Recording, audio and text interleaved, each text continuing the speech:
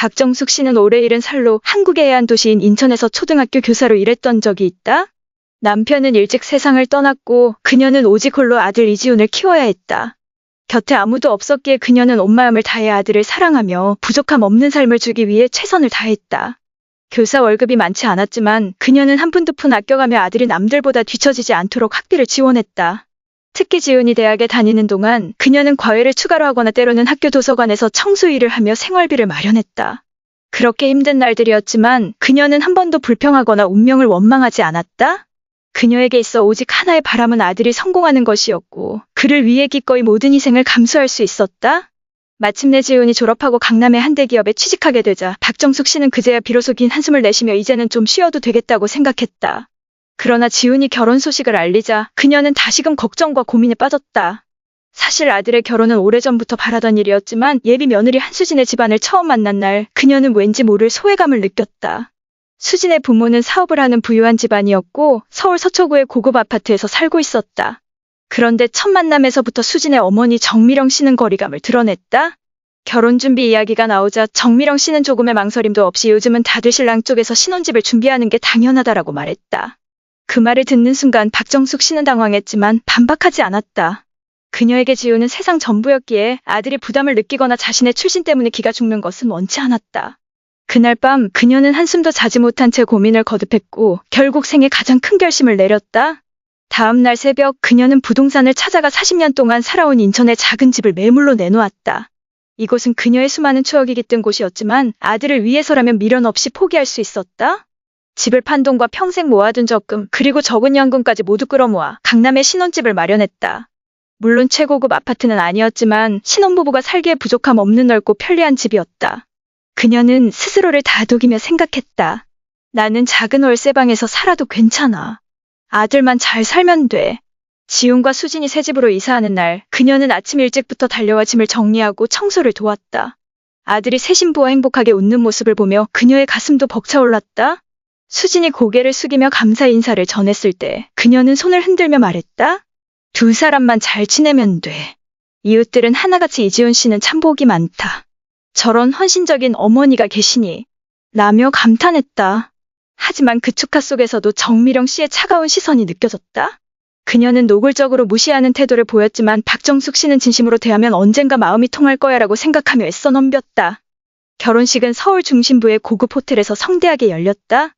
박정숙 씨는 이런 화려한 장소에 익숙하지 않았지만 최대한 어색하지 않으려 노력했다. 하지만 하객들 사이에서는 이런 말이 돌고 있었다. 신랑 쪽에서 신혼집도 사고 결혼 비용도 전부 부담했다지? 그런 이야기를 들으면서도 그녀는 그저 미소 지었다. 후회는 없었다. 내게는 오직 하나뿐인 아들이다. 내 아들을 위해서라면 이 정도쯤이야 아무것도 아니지? 그러나 그녀는 알지 못했다. 그렇게 기꺼이 내어준 희생이 결국 그녀를 가장 깊이 아프게 할 것이라는 것을. 지훈과 수진이 결혼한 후 박정숙 씨는 강남에서 멀리 떨어진 구로 지역의 작은 방으로 이사했다. 그녀가 새를 얻은 이 집은 겨우 20제곱미터 남짓한 공간으로 엘리베이터도 없는 오래된 건물의 4층에 있었다. 그녀는 이제 예전처럼 건강하지 않은 다리로 매일 계단을 오르내려야 했다. 처음엔 아들 부부가 잘 살 수만 있다면 이 정도는 감수할 수 있다고 생각했다. 어차피 지훈이 자주 찾아오거나 최소한 전화라도 해줄 거라고 믿었다. 하지만 현실은 달랐다. 처음에는 지훈이 일주일에 한 번씩 전화를 걸어왔지만 점점 연락이 뜸해졌다. 아들의 답장은 점점 짧아졌고 네 바빠요 주말에 전화할게요 같은 몇 마디로 끝나기 일쑤였다. 하지만 주말이 지나도 전화는 오지 않았다. 박정숙 씨는 스스로를 다독였다. 이제 막 결혼한 아들이니 일과 새로운 생활에 적응하느라 바쁘겠지. 하지만 그녀의 마음 한편은 허전하기만 했다. 어느 날 그녀는 직접 지훈이 좋아하는 음식을 만들어 아들의 집으로 가져가기로 했다. 아침 내내 정성껏 김치찌개, 돼지고기 장조림, 녹두전을 준비한 후 버스를 타고 아들 집으로 향했다. 도착해서 문을 두드렸지만 한동안 아무도 나오지 않았다. 지훈이 회사에 있을 거라고 생각한 그녀는 전화를 걸었지만 받지 않았다. 잠시 후 수진이 문을 열었다. 그녀는 예상치 못한 손님의 방문에 놀란 기색이 역력했다. 초대받지 않았지만 박정숙 씨는 미소를 지으며 음식 가져왔다고 말했다. 하지만 수지는 반가운 기색 없이 어색한 웃음을 짓더니 집안을 힐끗 살펴보고는 조심스레 말했다. 오늘 친구들이 놀러와서 어머니가 들어오시기는 좀 어려울 것 같아요. 그 순간 박정숙 씨는 잠시 얼어붙었다. 손에 든 음식 봉투를 꼭 쥔 채 애써 침착함을 유지하며 물었다. 그럼 지훈이는 집에 있어? 수지는 고개를 저으며 말했다. 아직 회사에서 야근 중이에요. 아마 늦게 들어올 거예요. 수진의 목소리는 부드러웠지만 그녀와의 거리감이 느껴졌다. 박정숙 씨는 더 이상 불편하게 만들고 싶지 않아 가볍게 고개를 끄덕였다. 그녀는 음식 봉투를 건네주고 돌아섰다. 계단을 내려가던 중 집안에서 들려오는 웃음소리를 어렴풋이 들었다. 순간 수진이 거짓말을 했다는 걸 깨달았지만 그녀는 멈추지 않고 조용히 걸음을 옮겼다. 집으로 돌아가는 길 그녀는 생각에 잠겼다.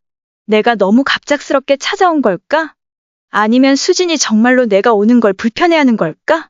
예전에는 지훈과 함께 살면서 아무런 거리낌 없이 이야기하고 밥도 같이 먹었는데 이제는 아들 집에 문 앞에서 마치남처럼 서 있어야 하는구나. 그 후로 박정숙 씨는 더 이상 먼저 연락하지 않았다. 하지만 속으로는 여전히 아들의 전화나 문자를 기다렸다. 하지만 아무 소식도 없었다. 그러던 어느 날 시장에서 예전 이웃을 만났다. 그녀는 반갑게 인사를 하더니 물었다. 아드님 요즘 자주 찾아와요? 그 순간 박정숙 씨는 잠시 머뭇거리다 했어 미소를 지으며 대답했다. 지훈이가 많이 바빠서 자주 오지는 못해요. 하지만 그녀 스스로도 그 말을 믿을 수 없었다. 시간이 지나면서 그녀는 점점 외로움을 실감했다. 매일 베란다에 작은 화분을 돌보거나 동네 공원을 산책하며 시간을 보냈다. 그러다 어느 날 다시 한번 아들 집을 찾아가기로 결심했다. 이번엔 그냥 안부라도 묻고 지훈의 얼굴이라도 보고 싶었다. 이번에는 마침 지훈이 집에 있었다. 하지만 그의 반응은 박정숙 씨의 기대를 저버렸다. 문을 열고 그녀를 본 지훈은 놀란 듯했지만 곧 옆에서 있던 수진을 힐끗 보더니 얼른 말했다. 엄마, 우리 지금 막 나가려던 참이었어요. 박정숙 씨는 서둘러 말했다. 엄마, 그냥 잠깐 들른 거야. 오래 있지는 않을 거야. 하지만 지훈은 어색한 표정으로 머뭇거리며 말했다. 다음에는 미리 연락 주세요. 그래야 제가 시간을 맞출 수 있을 것 같아요. 옆에서 수지는 아무 말 없이 고개를 숙인 채 휴대폰을 바라보고 있었다. 마치 자신과는 상관없는 일이라는 듯이. 그 순간 박정숙 씨는 모든 것이 변했다는 걸 깨달았다. 자신이 아들을 위해 마련해준 집이었지만 이제는 더 이상 마음대로 찾아갈 수 있는 곳이 아니었다. 그녀는 초대받지 않은 손님이었다. 지훈은 단 한마디의 나쁜 말도 하지 않았지만 그 말 한마디 한마디가 그녀의 가슴을 아프게 했다. 그녀는 씁쓸한 미소를 지으며 고개를 끄덕였고 조용히 돌아섰다. 이번에는 뒤에서 부르는 소리도 없었고 누군가 그녀를 붙잡지도 않았다. 집으로 돌아가는 길 거리는 여전히 사람들로 북적였지만 그녀의 마음은 그 어느 때보다 텅 빈 듯했다. 가족이라는 것이 모자간의 정이라는 것이 결코 변하지 않을 줄 알았는데 그녀는 비로소 깨달았다.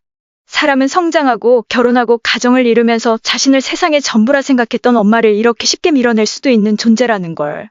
박정숙 씨는 아들이 이제는 가정을 이루고 예전처럼 자신에게 많은 시간을 할애할 수 없다는 현실을 서서히 받아들이게 되었다. 하지만 아무리 노력해도 외로움은 매일 그녀를 감싸 안았다. 점점 뜸해지는 전화통화, 만나는 일도 이제는 사치가 되어버렸다. 그녀는 스스로 지훈에게 너무 자주 연락하지 말아야 한다고 다짐했지만 어머니의 마음은 점점 멀어지는 아들과의 관계를 보며 아프지 않을 수 없었다. 그해 겨울, 그녀는 감기에 걸렸다. 며칠 동안 고열에 시달리며 침대에 누워 있어야 했다. 이웃에게 신세를 지기도 싫었고 일 때문에 바쁠 아들이 걱정될까봐 지훈에게도 전화하지 않았다. 혼자 힘으로 죽이라도 끓여 먹으려 했지만 몸이 너무 쇠약해져서 그저 누운 채로 열이 가라앉기만을 기다릴 수밖에 없었다.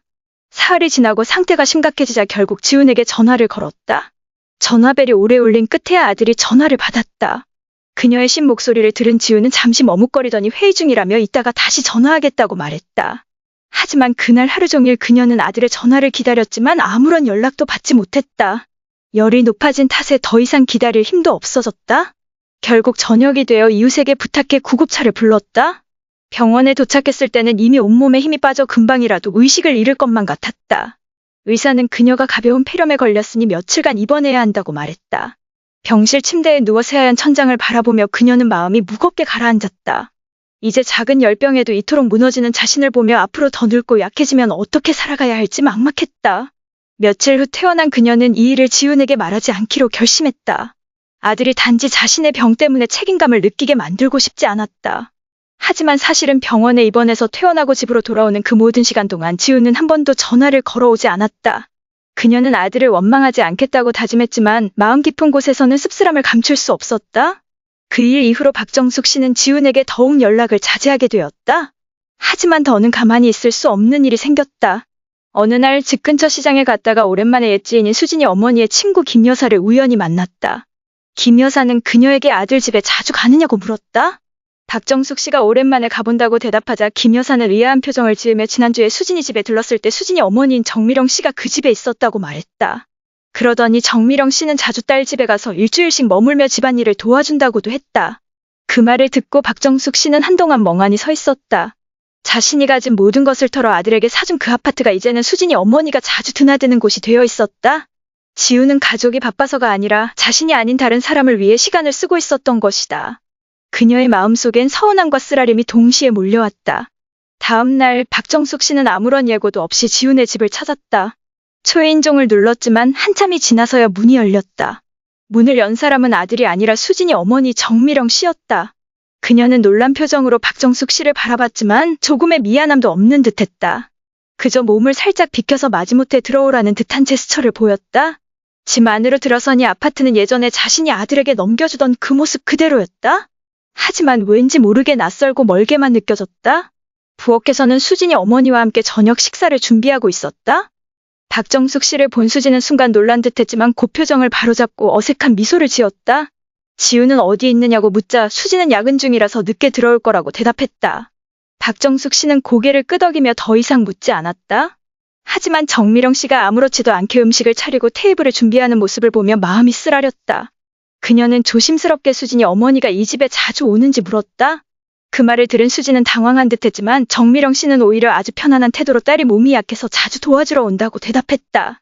일주일씩 머무르며 도와준다는 말은 박정숙 씨의 가슴에 깊숙이 박히는 칼날 같았다. 자신의 아들도 자신을 필요로 할지도 모른다는 생각은 조금도 하지 않은 것 같았다. 더는 견딜 수 없어 그녀는 자리에서 일어나 일이 있어 먼저 가야겠다고 말했다. 수진은 그녀를 붙잡지 않고 형식적인 몇 마디 인사만 건넸다. 정미령 씨는 다시 식사 준비로 돌아갔고 박정숙 씨의 안색은 조금도 신경 쓰지 않는 눈치였다. 집으로 돌아오는 길 겨울바람이 차갑게 불어와 그녀는 오래된 코트를 꽉 움켜잡았다. 아들의 집에서조차 자신이 철저하게 외부인이 되어버린 기분이었다. 그녀가 평생 바치고 헌신했던 사랑과 희생은 이제 아무런 가치도 없는 듯했다. 온 삶을 아들을 위해 살아왔지만 아들이 가정을 꾸리고 나니 그녀는 어느새 필요 없는 사람이 되어 있었다. 박정숙 씨는 집에 도착하자마자 낡은 나무 의자에 맥없이 주저앉았다. 차가운 공기가 감도는 작은 방 안은 숨막힐 듯한 침묵으로 가득했다. 머릿속에는 지훈의 아파트 모습이 계속 맴돌았다. 이제는 자신의 흔적이 사라지고 수진의 어머니만이 그 공간을 채우고 있는 듯했다. 그동안 그녀는 아들을 위해 모든 것을 희생했다. 젊음을 바쳐 키우고 한순간도 걱정을 놓지 않았다. 그런데 지금 그녀는 마치 남처럼 여겨지고 있었다. 박정숙 씨는 서랍을 열어 낡은 나무 상자를 꺼냈다.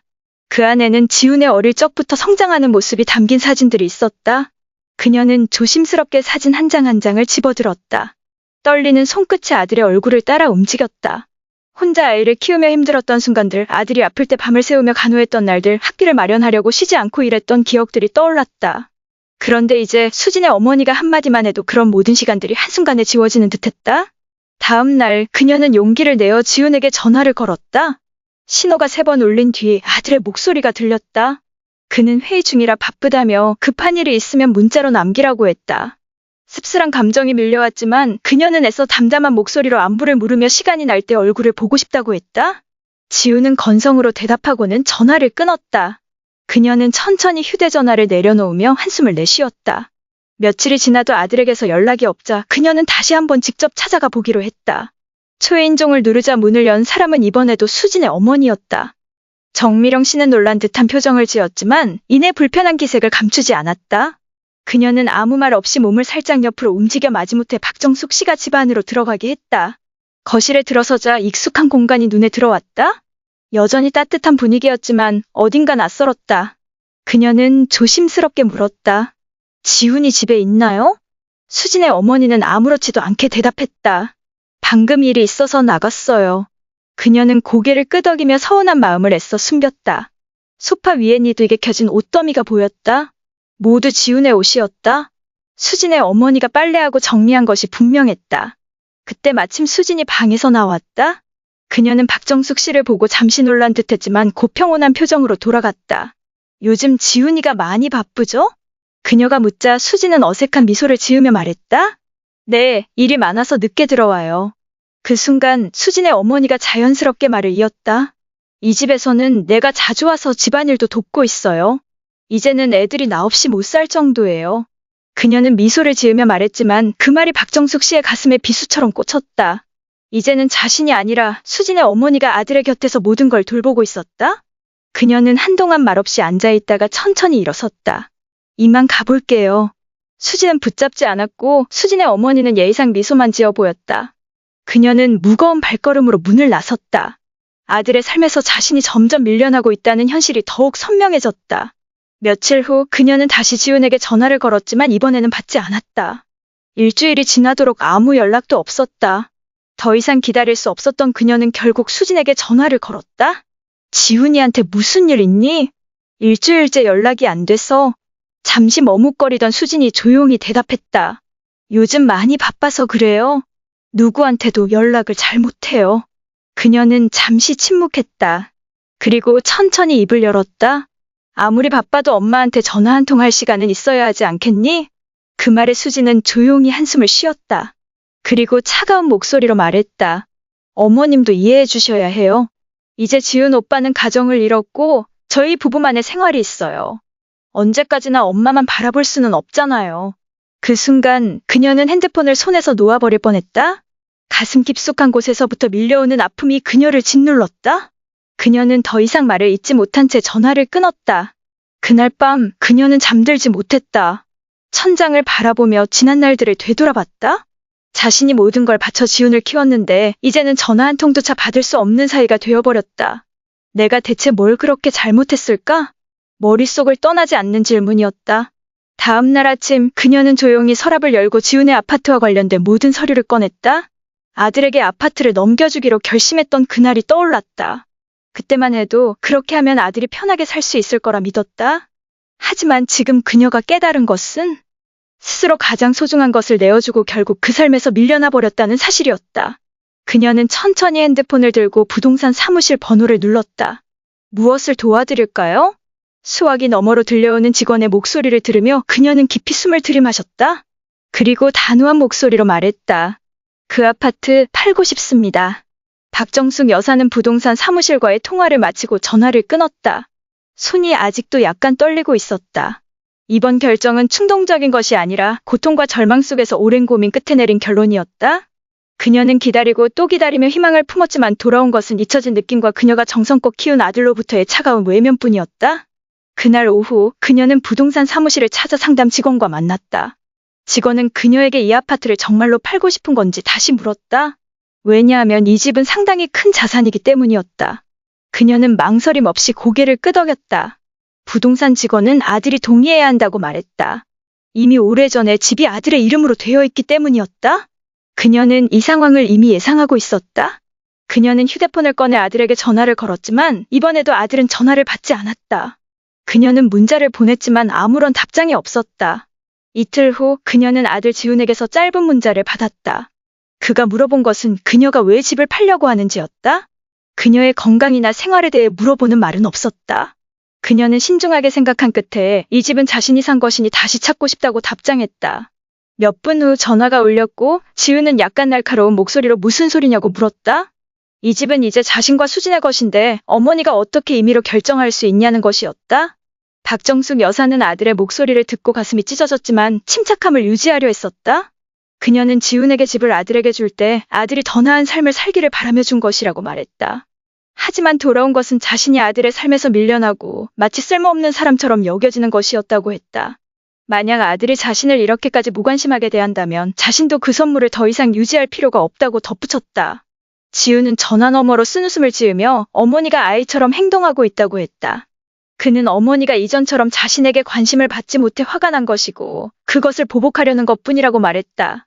박정숙 여사는 그 말을 들으며 더 깊은 실망감을 느꼈다. 아들은 그녀의 아픔을 전혀 이해하지 못하고 그저 이기적인 노인으로 여기는 것이었다. 일주일 후 지훈과 수진이 그녀의 집을 방문했다. 이번에는 수진의 어머니가 동행하지 않았다. 집에 들어서자마자 수진은 단출한 거실을 둘러보며 화려한 장식 하나 없는 방을 보고 눈살을 찌푸렸다. 지우는 그녀의 맞은편에 앉아 팔짱을 끼고 차가운 눈빛으로 어머니를 바라보며 말했다. 이제 이 집은 자신들 부부의 것이며 팔 생각은 전혀 없다고 했다. 수진도 옆에서 집을 꾸미고 수리하는 데 많은 노력을 들였다고 덧붙이며 어머니가 이제 와서 집을 다시 가져가려 하는 것은 너무한 것 아니냐고 했다. 박정숙 여사는 곧바로 반응하지 않았다. 그녀는 차를 한 잔 따르고 천천히 한 모금 마신 후 아들을 바라보았다. 그녀는 지훈에게 지난 세월 동안 어머니를 한 번이라도 생각한 적이 있냐고 물었다. 그가 집을 사기 위해 그녀가 얼마나 열심히 일했는지 기억하고 있는지 물었다. 그녀는 아들이 아직도 자신을 가족으로 여기는지 물었다. 지훈은 쓴웃음을 지으며 대답했다. 물론 어머니를 여전히 어머니로 생각하고 있지만 이제 자신에게는 자신의 삶이 있다고 했다. 그는 어머니가 현실을 받아들여야 하며 자식들이 언제까지나 어머니를 돌볼 수는 없다고 말했다. 박정숙 여사는 고개를 끄덕이며 이제 이해했다고 말했다. 그녀는 서류 뭉치를 꺼내어 탁자 위에 놓았다. 그것은 그녀가 이 집의 대금을 전부 지불했음을 증명하는 서류들이었다. 그녀는 지훈에게 만약 집을 돌려주지 않으면 법정에 이 문제를 가져가겠다고 말했다. 수지는 창백해졌고 지훈은 미간을 찌푸렸다. 그는 어머니가 이렇게까지 강경하게 나올 줄은 몰랐다. 그는 서류를 낚아채 읽어본 뒤 짜증 섞인 목소리로 말했다. 어머니가 일을 너무 크게 만드는 것이라고 했다. 만약 소송을 한다 해도 어머니가 이긴다는 보장은 없다고 덧붙였다. 하지만 박정숙 여사는 아무 말도 하지 않았다. 그녀의 눈빛에서는 더 이상 이전의 나약함이 보이지 않았다. 결국 지훈은 탁자를 세게 치며 자리에서 일어나 수진을 데리고 나갔다. 가기 전 수진은 어머니에게 차가운 말 한마디를 남겼다. 어머니는 스스로 가족을 파괴하고 있다고. 박정숙 여사는 아무 대꾸도 하지 않고 문 밖으로 사라지는 아들과 며느리의 뒷모습을 그저 바라볼 뿐이었다. 2주 후 지훈에게서 다시 전화가 왔다. 이번에는 예전처럼 화난 목소리가 아니었다. 그는 그동안 많이 생각해봤다며 원만하게 해결하고 싶다고 말했다. 소송을 하지 않는 대신 어머니에게 일정 금액을 드리겠다고 제안했다. 하지만 박정숙 여사는 거절했다. 그녀는 돈이 필요 없는 것이 아니라 자신이 힘들게 일해서 산 집을 다시 되찾고 싶을 뿐이라고 말했다. 수진도 전화를 걸어왔다. 이번에는 목소리가 더 부드러웠지만 그 안에 계산적인 의도가 엿보였다. 그녀는 만약 어머니가 이렇게 강경하게 나가면 관계는 절대 회복되지 않을 거라고 말했다. 하지만 박정숙 여사는 너무 지쳤다. 그녀는 집 한 채로 인해 모자 간의 관계가 좌우된다면 그 관계가 과연 가치가 있느냐고 물었다. 며칠 후 수진의 어머니 정미령 여사에게서 전화가 왔다. 이번에는 전과 달리 그녀의 말투가 한층 부드러워졌다. 그녀는 박 여사에게 소송은 모든 것을 더 악화시킬 뿐이니 다시 생각해보라고 조언했다. 하지만 박정숙 여사는 더 이상 신경 쓰지 않았다. 한 달 후 사건은 법정에 넘겨졌다. 그 과정에서 지훈과 수진은 계속 협상을 시도했지만 박정숙 여사는 물러서지 않았다. 이 집은 그녀의 것이었고 그녀는 그것을 되찾을 권리가 있었다. 결국 여러 번의 논쟁 끝에 법원은 아파트를 매각하고 그 수익금을 양측이 나누도록 판결했다. 하지만 박정숙 여사는 돈을 원하지 않았다. 그녀는 집을 되찾고 싶었다. 지훈이 아파트에서 떠나는 날 그는 어머니에게 아무 말도 하지 않았다. 수진도 마찬가지였다. 그들이 사라진 후 박정숙 여사는 텅 빈 아파트에 들어섰다. 그녀는 거실 한가운데 서서 주위를 둘러보았다. 집은 여전히 그대로였지만 그 안의 기억들은 달라져 있었다. 그녀는 벽에 손을 얹고 눈을 감았다. 주름 가득한 얼굴에 옅은 미소가 떠올랐다. 여러 해 만에 처음으로 그녀는 자신이 옳은 일을 했다고 느꼈다. 박정숙 씨는 텅 빈 아파트 한가운데 서서 손끝으로 벽을 어루만졌다. 이 벽들은 수많은 기억을 간직하고 있었다. 공허함이 그녀를 감쌌지만 그것은 잃어버린 것들에 대한 외로움이 아니라 오랜 짐을 내려놓은 후의 가벼움이었다. 이 집은 결국 원래 주인에게 돌아갔다. 하지만 그녀는 더 이상 이곳에 머물 수 없었다. 집 구석구석이 가슴 아픈 기억들을 불러일으켰다. 사랑을 쏟아 키운 아들이 결국 남보다 더 먼 존재가 되어버렸다는 사실을 되새기게 했다.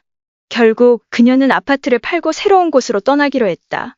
과거의 무게가 더 이상 그녀를 짓누르지 않는 곳으로. 부동산 사무실을 찾아가 빠르게 절차를 마무리했다. 예상보다 훨씬 높은 가격에 집이 팔렸고 그 돈이면 앞으로 남은 인생을 편안히 살아가는 데 충분했다.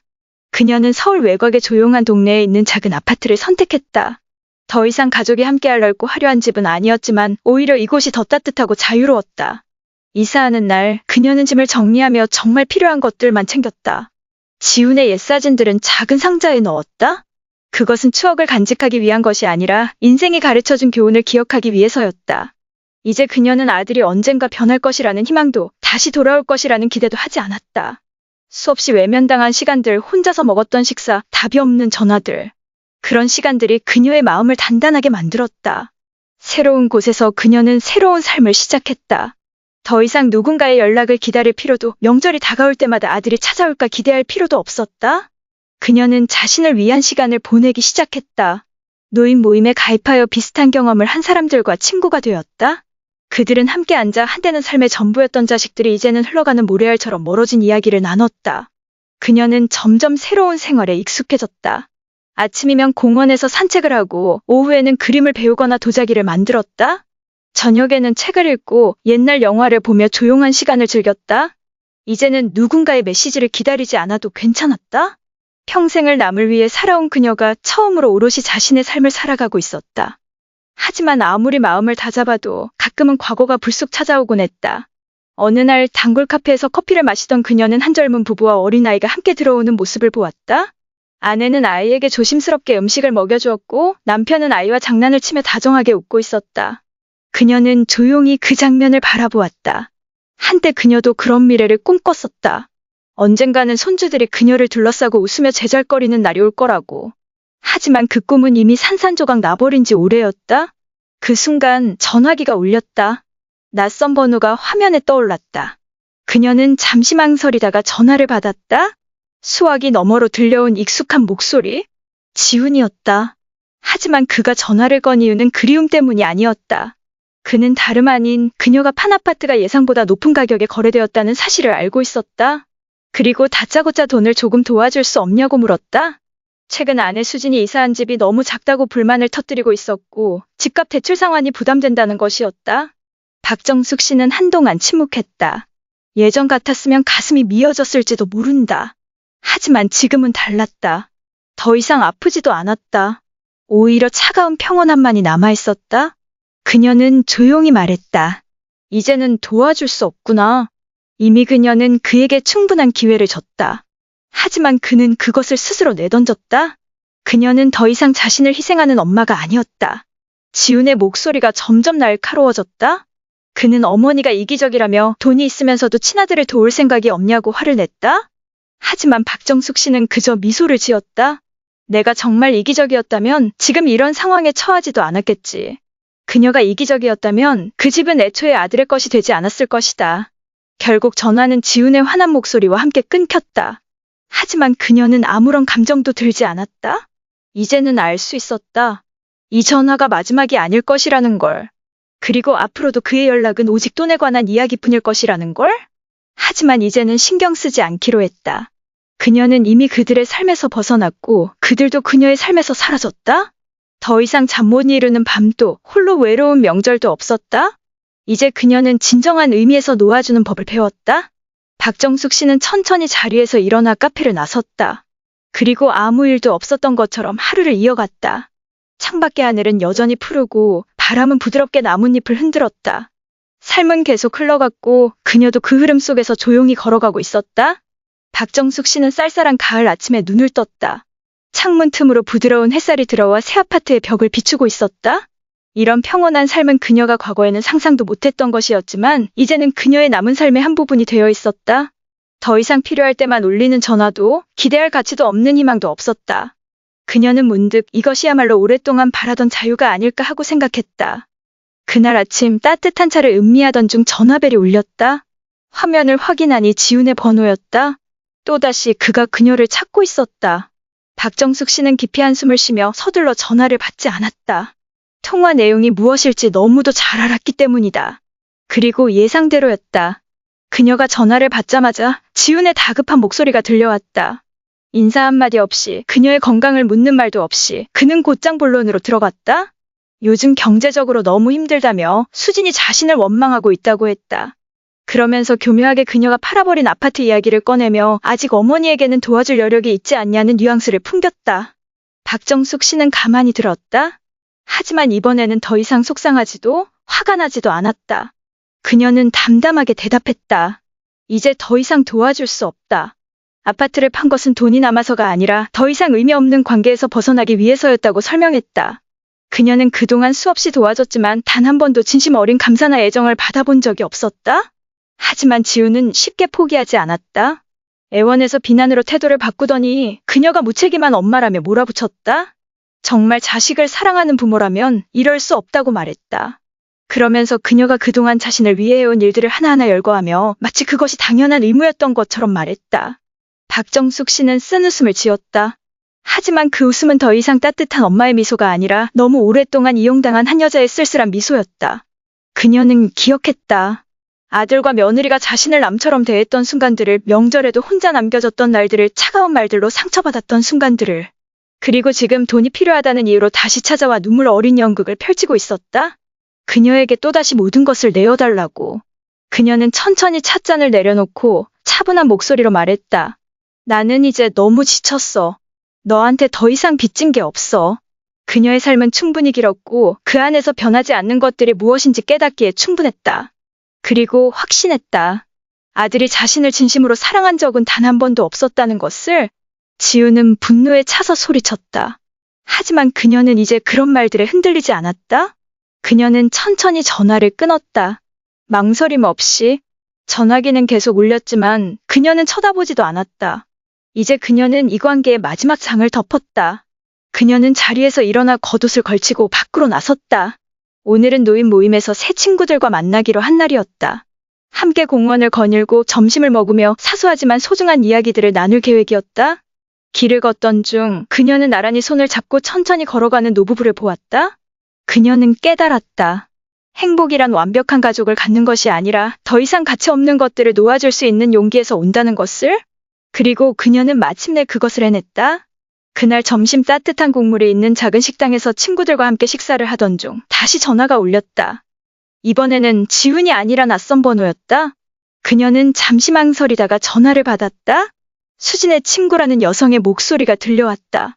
그녀는 수진이 많이 울었다고, 시어머니에게 너무 못되게 굴었던 것을 후회하고 있다고 말했다. 그러면서 지훈이 요즘 몹시 힘들어하고 있다며 한 번만 더 기회를 주면 좋지 않겠냐고 조심스레 부탁했다. 박정숙 씨는 잠시 침묵했다. 그리고 단 한마디만 남겼다. 후회한다고 해서 사람이 변하는 건 아니에요. 그녀는 전화를 끊고 다시 식사에 집중했다. 더 이상 그 전화에 대해 생각하지 않았다. 그녀는 이미 앞으로 나아가기로 결정했고 어떤 것도 그녀를 다시 뒤돌아보게 할 수 없었다. 그날 하루는 이상하리만큼 평온하게 흘러갔다. 그녀는 집으로 돌아와 책을 읽고 차를 마시며 창문 밖 하늘을 바라보았다. 더 이상 한숨 섞인 불평도 이유 없는 원망도 없었다. 그녀는 마침내 완전한 자유를 손에 넣었다. 박정숙 여사는 조용히 식탁에 앉아 단출한 아침상을 바라보았다. 김치 한 접시, 따뜻한 밥 한 공기, 그리고 미역국 한 그릇. 익숙한 맛이었지만 오늘따라 설명할 수 없는 감정이 밀려왔다. 혼자라는 것에는 익숙해졌다고 생각했지만 가끔은 지난 기억들이 불쑥 찾아와 그녀를 붙잡았다. 아쉬움이라기보다는 조용한 슬픔, 마치 자신과는 이제 아무 관련도 없는 사람들의 이야기를 긴 영화로 지켜본 듯한 허망함이었다.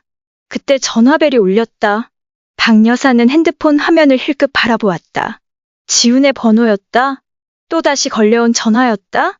그녀는 눈살을 찌푸리더니 한숨을 내쉬었다. 이제 자신의 삶에는 이런 번거로운 일들이 들어설 자리가 없다고 생각했다. 전화를 끊으려 했지만 잠시 생각에 잠긴 끝에 결국 통화 버튼을 눌렀다. 이야기하고 싶어서가 아니라 이번엔 무슨 이유를 댈지 들어보고 싶었기 때문이었다. 수화기 너머로 들려오는 지훈의 목소리는 지난번처럼 다급하지 않았다. 오히려 어딘가 가짜 같은 후회의 기색이 묻어 있었다. 수진이 변했다고, 어머니께 사과하고 싶다고 했다. 박 여사는 묵묵히 듣고만 있었다. 지훈은 계속 말을 이었다. 이번에는 목소리에 미묘하게 떨림이 느껴졌다. 아들 민수가 할머니에 대해 물었다는 것이었다. 민수가 할머니를 만나고 싶어하고 단 한 번도 제대로 안아보지 못한 할머니 품에 안기고 싶다고 했다고. 그 말을 듣는 순간 박 여사의 마음이 살짝 흔들렸다. 아이는 죄가 없다. 그 아이가 부모의 잘못을 대신할 필요는 없었다. 하지만 그렇다고 해서 다시 마음을 열 수 있을까? 박 여사는 바로 대답하지 않았다. 생각할 시간이 필요하다고 말하고 전화를 끊었다. 그리고 창밖을 바라보았다. 나뭇잎들이 하나둘씩 떨어지고 있었다. 겨울이 다가오고 있었다. 삶은 끝없이 반복되는 계절 같지만 그 안에서 사람은 스스로 앞으로 나아갈지 뒤돌아설지 선택할 수 있었다. 그날 오후 박 여사는 오랜만에 산책을 나갔다. 집 근처 공원은 한산했다. 몇몇 노인들이 가벼운 체조를 하고 있었고 젊은 연인들이 벤치에 앉아 조용히 대화를 나누고 있었다. 박 여사는 오래된 벤치에 앉아 바람에 흔들리는 앙상한 나뭇가지를 바라보았다. 그러다 문득 누군가 그녀의 손등을 살며시 건드렸다. 돌아보니 6살쯤 되어 보이는 남자아이가 그녀를 동그란 눈으로 올려다보고 있었다. 민수는 아니었지만 아이의 순수한 눈동자는 민수를 떠올리게 했다. 박 여사는 그동안 지훈과 수진이 자신을 아이에게서 멀어지게 했던 일들을 생각해냈다. 명절마다 아이의 웃음소리를 그리워했지만 돌아오는 건 차가운 무관심뿐이었다. 그런데 이제 와서 그 아이를 핑계삼아 다시 다가오고 싶어 하는 걸까? 집으로 돌아온 박 여사는 수진에게서 온 문자 메시지를 확인했다. 길게 써내려간 글에는 자신의 잘못을 인정하고 저녁 식사에 초대하고 싶다는 내용이 담겨 있었다. 박 여사는 바로 답장을 보내지 않았다. 수진은 그녀가 늘 참아주고 용서해주던 사람이라고 생각했을 것이다. 하지만 이번에는 다를 터였다. 그날 밤 박 여사는 소파에 앉아 낡은 앨범을 펼쳤다. 어린 시절 지훈의 웃는 얼굴, 함께했던 따뜻한 시간들. 그 시절엔 아들이 자신을 언제나 사랑하고 효도할 거라 믿었다. 그러나 시간은 그 믿음을 배신했다. 박 여사는 앨범을 덮고 조용히 숨을 내쉬었다. 추억은 아름다울 수 있지만 지금을 바꿔주지는 못한다. 다음 날 박 여사는 수진에게 짧은 문자를 보냈다. 민수를 만나겠다고. 하지만 그 장소는 그들의 집이 아닌 박 여사 집 근처의 조용한 카페였다. 진심으로 뭔가를 바란다면 그들 역시 안전지대에서 나와야 했다. 카페에 도착하자 지훈과 수진 그리고 민수가 이미 와 있었다. 민수는 낯설고도 호기심 어린 눈빛으로 박 여사를 바라보았다. 박 여사는 조용히 자리에 앉아 수진을 바라보았다. 수진은 긴장한 기색이 역력했지만 박 여사는 더 이상 그녀의 태도에 연연하지 않았다. 오직 민수만 바라보았다. 민수는 작은 목소리로 인사를 건넸다. 맑고 고운 그 목소리에 박 여사는 잔잔한 미소를 지었다. 아이의 눈엔 거짓이 없었다. 박 여사는 민수에게 학교 이야기를 물었고 아이는 좋아하는 놀이와 그린 그림에 대해 신나게 이야기했다. 그 순간 박 여사는 민수가 여전히 자신의 가족임을 깨달았다. 그러나 그게 지훈과 수진을 용서할 이유가 되지는 않았다. 만남이 끝나갈 즈음 지훈이 주말에 집으로 오지 않겠냐고 물었다. 박 여사는 잠시 생각하다가 고개를 천천히 저었다. 이제는 자신의 삶에 익숙해졌다고 민수를 만나고 싶을 때는 직접 연락하겠지만 더 이상 그 집에는 가지 않겠다고 말했다. 지훈은 실망한 기색이었지만 억지로 그녀를 붙잡지는 않았다. 수진도 조용히 고개를 숙였을 뿐이었다. 그들도 이제 박 여사가 예전처럼 약한 존재가 아니라는 걸 알게 되었을 것이다. 집으로 돌아오는 길 박 여사는 마음이 한결 가벼웠다. 자신의 선택을 후회하지 않았다. 앞으로 나아가기로 결심했으니 더는 과거의 발목 잡히지 않을 것이다. 민수는 그녀의 소중한 손자지만 그렇다고 해서 자신을 희생할 이유는 없다. 박 여사는 따뜻한 차를 한 잔 끓여와 소파에 앉았다. 평화로운 저녁이었다. 전화벨은 계속 울렸지만 박 여사는 서두르지 않았다. 이제 그녀의 삶은 자신만의 평온을 지키는 것에 집중되어 있었다. 아무도 그 평화를 빼앗을 수는 없었다. 박정숙 할머니는 조용한 방에서 잠에서 깨어났다. 창가로 스며든 아침 햇살이 부드럽게 방 안을 감싸고 있었다. 오랜만에 아무런 걱정 없이 깊은 잠을 잘 수 있었다. 그녀의 새로운 삶은 조용하고 평온했다. 더 이상 자식에게 무시당할 일도 차가운 집안에서 혼자 밥을 먹는 일도 없었다. 이제는 누구의 필요를 맞추기 위해 고민할 필요도 없었고 누구의 요구를 들어줄 걱정도 하지 않아도 되었다. 오늘 아침 그녀는 일찍 일어나 따뜻한 차를 끓이고 창문을 열어 차가운 겨울바람을 맞이했다. 더 이상 급할 것도 없고 누군가를 위해 음식을 준비해야 할 필요도 없었다. 오직 자신만을 위한 시간이었다. 천천히 차를 음미하고 책을 읽고 조용히 하루를 시작하는 것. 과거에는 가족을 위해, 자식을 위해 사느라 스스로를 돌볼 여유가 없었지만 이제는 내려놓는 법을 배웠다. 그때 초인종 소리가 울렸다. 그녀는 생각에서 깨어나 조용히 문을 열었다. 문 앞에는 지훈이 서 있었다. 어딘가 머뭇거리며 무슨 말을 해야 할지 고민하는 듯한 표정이었다. 그 뒤로 수진도 조용히 서 있었는데 예전처럼 도도한 모습은 아니었다.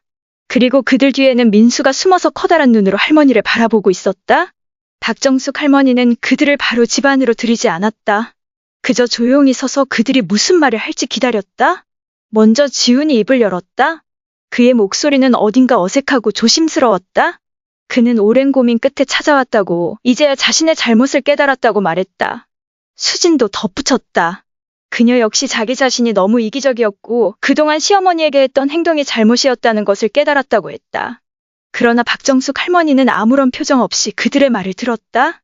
한참 후 그녀는 조용히 입을 열었다. 나는 이제 화나지 않아. 하지만 예전처럼 돌아갈 수도 없어. 그녀의 목소리는 부드러웠지만 단호했다. 그들이 그녀에게 준 상처는 너무 컸고 한 번 잃은 믿음은 쉽게 되돌릴 수 없었다. 그들은 후회한다고 말하지만 그렇다고 해서 모든 것이 예전처럼 돌아가는 것은 아니다. 그녀는 너무 오랫동안 기다려왔다. 가족이 변하길, 자신을 소중히 여겨주길 바랐다. 하지만 그건 헛된 희망일 뿐이었다. 수지는 고개를 숙였고 민수가 조심스레 할머니의 소매를 잡아당겼다. 작은 목소리로 할머니 보고 싶었어요. 할머니 집에 자주 와도 돼요? 라고 말했다. 그 순간 그녀의 마음이 잠시 흔들렸다. 하지만 그녀는 다시 감정을 다잡았다. 더 이상 감정에 휘둘려선 안 된다. 그녀는 지훈을 똑바로 바라보며 물었다. 넌 정말 진심으로 후회해서 온 거니? 아니면 잃을까봐 두려워서 온 거니? 그 말에 지훈은 당황한 듯 입을 열려다 다시 닫았다. 무언가 대답하려 했지만 결국 말하지 못했다. 수지는 조용히 남편의 손을 잡았다. 그들이 찾아온 이유는 정말 진심이었을까? 아니면 이제 더 이상 그녀를 이용할 수 없다는 걸 깨달았기 때문일까? 박정숙 할머니는 긴 한숨을 쉬며 더 이상 답을 기다리지 않았다. 그녀는 그들을 누구보다 잘 알고 있었다. 만약 그들이 진심이라면 말이 아닌 행동으로 보여줄 것이었다. 그녀는 조용히 말했다. 앞으로 찾아오는 건 자유야. 하지만 나는 이제 쉽게 마음을 열지 않을 거야. 정말 나를 소중히 여긴다면 행동으로 보여줘. 그녀는 조용히 몸을 옆으로 움직여 집 안으로 들어오도록 했다. 하지만 예전처럼 따뜻한 한대는 없었다. 오늘의 식사는 단순한 식사일 뿐 가족끼리 함께하는 따뜻한 저녁이 아니었다. 이제 그녀는 더 이상 누군가의 인정을 바라지 않았다. 식사가 끝난 후 지우는 무언가 말하고 싶어 보였지만 결국 아무 말도 하지 못했다. 수진 역시 조용히 있었다. 떠나기 전 민수가 그녀를 꼭 끌어안았다. 그 작은 손길만이 그녀의 가슴을 살짝 울렸다. 그들이 떠난 후 박정숙 할머니는 아무런 미련도 남기지 않았다. 더 이상 그들에게 기대하지 않기로 했다. 만약 그들이 변할 마음이 있다면 시간이 지나면 자연스럽게 알게 될 것이었다. 그녀는 조용히 차를 한 모금 마셨다.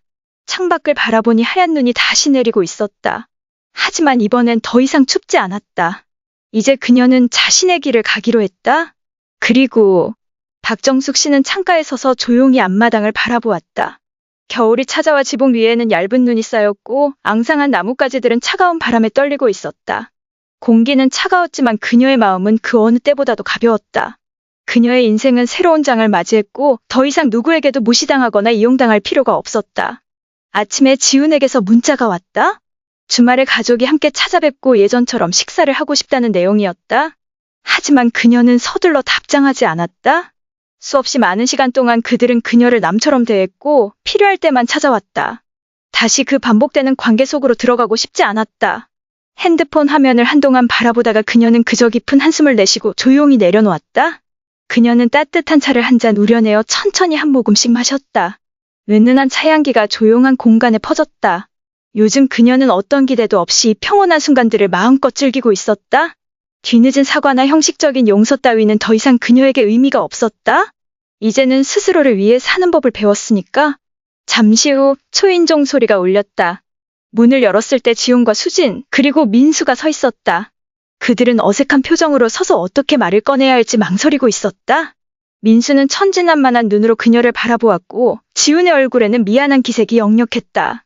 수지는 평소처럼 정중한 태도를 유지했지만 그녀의 눈빛에서는 걱정이 엿보였다. 박정숙 씨는 그들을 바로 집 안으로 들이지 않았다. 대신 조용히 서서 그들이 무슨 말을 할지 기다렸다. 지우는 고개를 숙이며 그동안의 모든 일에 대해 진심으로 후회하고 있다고 말했다. 자신들의 잘못을 깨닫게 되었고 다시 한번 용서를 구하고 싶다고 했다. 수진도 과거에 자신이 너무 이기적이고 무심했다고 인정하며 반성하고 있다고 말했다. 하지만 그녀가 가장 신경 쓴 것은 민수였다. 아이는 기대에 찬 눈빛으로 그녀를 바라보았다. 마치 그녀가 고개를 끄덕이기만 하면 모든 것이 다시 원래대로 돌아갈 것처럼. 그녀는 조용히 손을 뻗어 민수의 어깨를 감쌌지만 지훈과 수진을 바라보는 눈빛은 여전히 단호했다. 그녀는 화를 내지도 원망하지도 않았다. 하지만 단순한 말 몇 마디로 마음이 움직일 만큼 쉽게 설득되지도 않았다. 오랜 세월 동안 그녀는 공허한 약속들이 아무 의미가 없다는 것을 배웠다. 결국 그녀는 그들을 집으로 들였다. 하지만 오늘의 식사는 그들이 기대한 것처럼 따뜻한 가족 식사가 아니었다. 그녀는 더 이상 참고 희생하는 어머니도 할머니도 아니었다. 그저 손님을 대접하는 마음으로 그들과 마주했다. 식사하는 동안 그녀는 오직 민수에게만 집중했다. 아이가 학교에서 있었던 일, 친구들 이야기, 좋아하는 것들에 귀를 기울였다. 그것만이 그녀에게 중요한 일이었다. 식사가 끝난 후 지우는 조심스러운 눈빛으로 그녀를 바라보았다. 그리고는 망설이다가 물었다. 엄마, 앞으로 가끔 찾아와도 될까요? 예전처럼 그녀는 잠시 침묵했다. 그리고 천천히 젓가락을 내려놓으며 조용하지만 단호한 목소리로 말했다. 난 더 이상 과거에 머물러 있을 수 없어. 이제는 내려놓고 살기로 했어. 민수의 할머니인 건 변하지 않겠지만 더 이상 나를 아프게 하는 관계는 원하지 않아. 수지는 당황한 표정으로 무언가 더 말하려 했지만 그녀는 그저 잔잔하게 미소 지었다. 이제 그녀는 더 이상 변명을 들을 필요가 없었다. 그녀는 너무 오랜 시간 동안 진정한 변화를 기다려왔지만 돌아온 것은 공허한 말뿐이었다. 그리고 이제 그녀는 더 이상 그런 말들이 필요하지 않았다. 만약 그들이 진정으로 잘못을 깨달았다면 그녀가 예전처럼 받아주지 않더라도 스스로 바뀌어야 할 것이었다. 지훈과 수진이 떠난 후 민수는 잠시 뒤돌아 그녀를 꼭 껴안았다. 아이는 작은 목소리로 속삭였다. 할머니, 사랑해요. 건강해야 해요. 그녀는 조용히 손을 뻗어 손자 아이의 머리를 쓰다듬었다. 가족이라 부를 수 있는 유일한 존재가 아직 곁에 있다는 것을 느꼈다. 민수가 떠난 뒤에도 그녀는 슬프지 않았다. 오히려 가슴이 시원했다. 그녀는 자신이 옳은 선택을 했다는 것을 알고 있었다. 그날 저녁 그녀는 거실에 앉아 다시 한번 창밖을 바라보았다. 눈은 여전히 내리고 있었고 세상을 하얗게 덮어가고 있었다. 하지만 그녀의 마음속에는 더 이상 차가운 바람이 불지 않았다. 그녀는 다시 차 한 모금을 마셨다. 그리고 오랜만에 진정한 평온함을 느꼈다. 이제 그녀의 인생은 더 이상 타인의 인정에 휘둘리지 않았고 가식적인 관계에 얽매이지 않았다. 그녀는 마침내 과거를 뒤로하고 앞으로 나아갔다. 그리고 다시는 뒤돌아보지 않을 것이었다.